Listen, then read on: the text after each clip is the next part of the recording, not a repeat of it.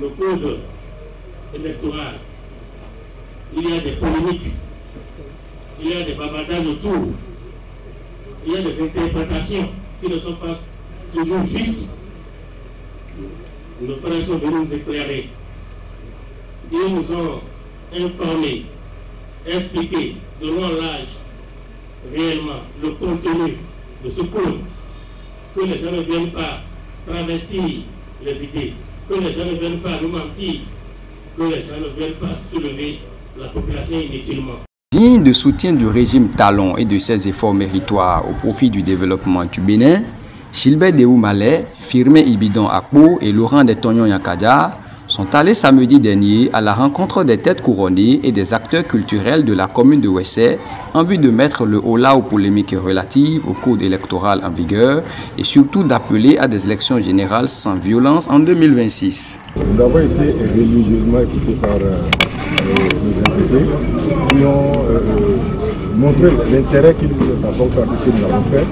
Donc, en termes donc, de ressenti, on a été très satisfait parce que c'est comme si la population attendait cette sensibilisation. Ils ont compris le vrai visage de ce que nous avons appelé aujourd'hui le nouveau code qui doit nous amener aux élections. L'auditoire posait tellement de questions qu'on a vu qu'ils ont suivi vraiment la communication. Ils ont suivi et ils étaient intéressés.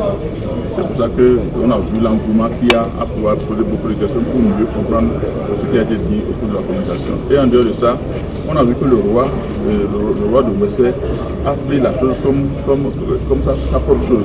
Il a fait une très bonne mobilisation. On a vu que la cible a été effectivement atteinte. Nous voulons passer de commune en commune. Cet événement n'est pas seulement à Wessé, nous allons le faire aussi à Savé, à Glazoué, divulguer les informations, donner le contenu du code électoral. On a d'abord rencontré donc,